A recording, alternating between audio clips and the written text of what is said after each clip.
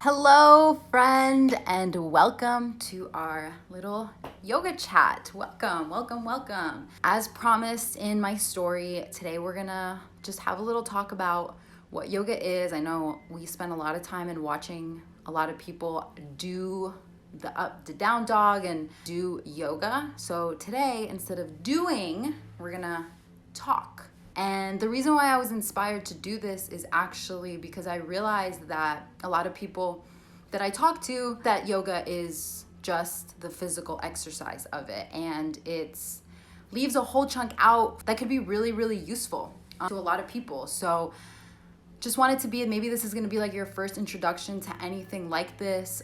We are going to read one of the sutras today, or a part of one, so maybe you kind of have an idea of that yoga is, kind of a multi-pronged practice, but you don't really know a lot. So we're gonna tackle all of that today. And I know you're probably wondering, like, what does this have to do with anxiety? Let's talk a little bit about how yoga really relates to anxiety. And in order to understand that, we have to understand what yoga is, right? Most of us know yoga from the classes and the moves, but the word yoga means yolk, so union. Basically, the practice of yoga is the practice of union with a higher power, God, yourself, your body, anything that gets you closer to who you really are.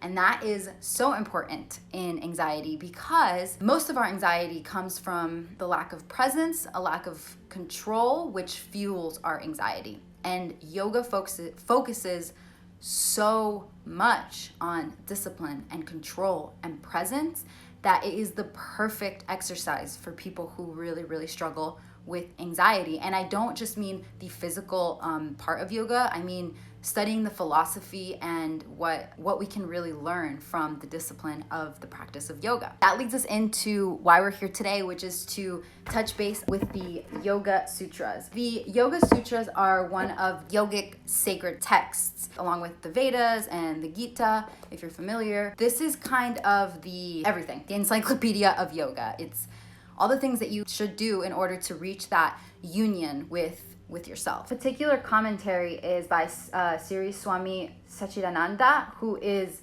the father of Western yoga. He's basically the guy who brought us yoga as we know it to the West. So this is his commentary on the sutras, because sutra, the word sutra in Sanskrit means thread. So think of this as all the threads that run through the fabric of yoga. And this is a very basic, oversimplified explanation of what they are, but just so you get the general idea and you're not like, what are we doing here? So obviously it's very, very old, and they didn't have hard drives and paper and pens to jot down these super, super long explanations of what these theories are, what these philosophies are, because they're very deep and they take a lot of explaining. So they would jot down one central idea, and then it would be up to the teacher to expand on that idea. So all the sutras are 1, 2, maybe 3 sentences that are super jam-packed with a lot of words, a lot of instructions, and then what we read is usually the commentaries of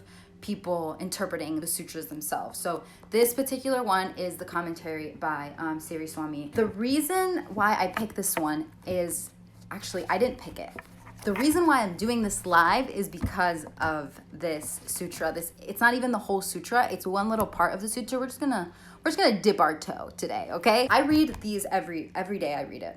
I take 10 minutes and I read. And sometimes I stay on the same sutra for a week, and I just keep reading it to digest it. Sometimes I read it and then I think, it's not for me at the time or whatever it is, and I just move on. So this particular one, I have been reading it for 2 weeks.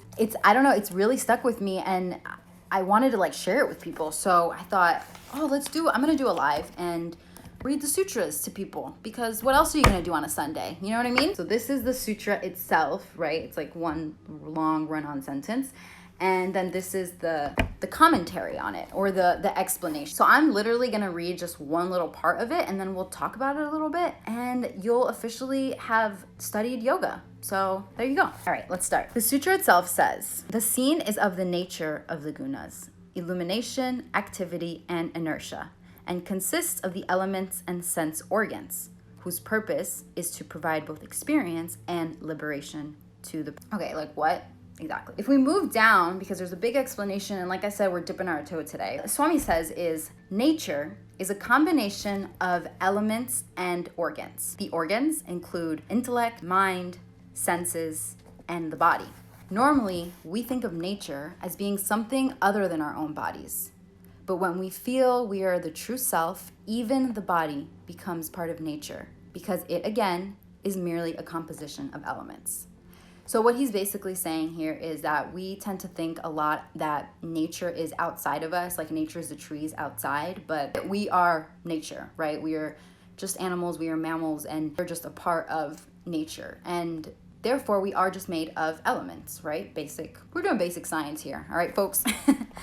He continues on. If we don't eat, there will be no body. A baby comes out at 6 or 7 pounds of flesh, and even that weight is built up in the womb by the mother's food. The food materials which create the body are just part of nature. So when you eat food, it gives you minerals, it gives you vitamins. Those are also elements, are also part of nature. You guys with me? Even the mind, senses, and intellect are part of nature, although a very subtle part. They are all matter, and that is why they change. Anything that is matter or nature changes. The seasons change, fruit rots, we pass. That's the law of nature. The body changes every second. Cells die, more are born. Cells have a life, right? Just like anything else. Like I think our red blood cells have a lifespan of 4 months before they die off and new ones regenerate. Our skin cells, it's like 2 weeks is the life of a skin cell and then it regenerates. Likewise, there is continuous change in the mind and intellect. Nothing in nature can bring the mind continuous, unchanging happiness because the mind itself changes constantly. This is the line that I underlined and I highlighted it, and really the reason why I was like, oh my gosh, what a powerful statement to make. I'm gonna read it again because it was powerful. Nothing in nature can bring the mind continuous, unchanging happiness because the mind itself changes constantly. That's pretty powerful. It really takes the pressure off of all the things that we need to be happy, because we realize nothing can make us happy forever because things are always changing. Although we have the same stomach, we don't want to eat the same food every day. Although we wear the same shape, we don't want to wear the same outfit every day. Even though we're the same person, we're different, right? The secret of our wanting changes is that the mind changes. If it were always the same, why would it look for change? If we know that, we can just allow things to change without clinging to them. If something changes, we should let it go because something else will come. We should watch the changes like passing clouds. Okay, when I read that, I was like, okay. It's tough, but I think that that's why it's so important to drive the point home about the understanding that things are constantly changing, because if you can really wrap your mind around that concept, it makes letting things go like a passing cloud, it makes it a little easier. But normally, we don't want to merely watch. We want to hold on to a section without letting go. Then the tension comes in. Changes are like flowing water. If you just allow water to flow, it is very pleasant to sit and watch. But if you want to arrest the flow and keep the water for yourself, you will have to construct a dam. Then the water will resist the dam and try to escape. There will be a terrible struggle. Although you may want to stop some of the water, another portion will overflow. So you must allow for some spill out or the dam will certainly break. So basically what he's telling us is eventually something's got to give. We have all seen that in our lives, right? We push, and then eventually life, our bodies, the world is like, okay, if we can remember that concept that changes are like flowing water, if you just allow water to flow, it is very pleasant to sit and watch.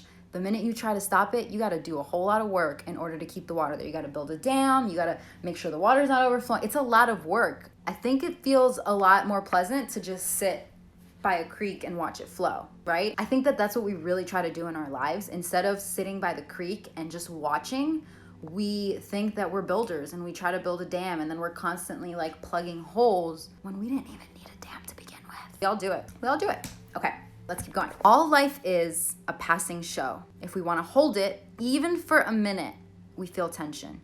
Nature will try to run away. We will try to pull it back and keep it. When we want to keep it, we put up barriers, which ultimately cause us pain. So it speaks to the dam. The only way to really keep something in one place, either hold it, put a cage over it, or build a wall, or build a dam. And those are the barriers that we really put up in our life. It doesn't allow for connection. It doesn't allow for authenticity, for you to really express yourself in your fullest potential, because we build these barriers all because we're trying to hold on to something that was never meant to stay the same. If only we learn to enjoy change, we can recognize the beauty even in aging. A ripe fruit has its own beautiful taste. When we just allow things to pass, we are free. Things will just come and go while we retain our peace. In that little bit, so many lessons about change, about control, about presence. So I really hope that you got something out of it. As always, take what you need and then leave the rest. Talk to you guys really soon. I hope that you have a beautiful, beautiful rest of your day wherever you are in the world. I love you. Namaste.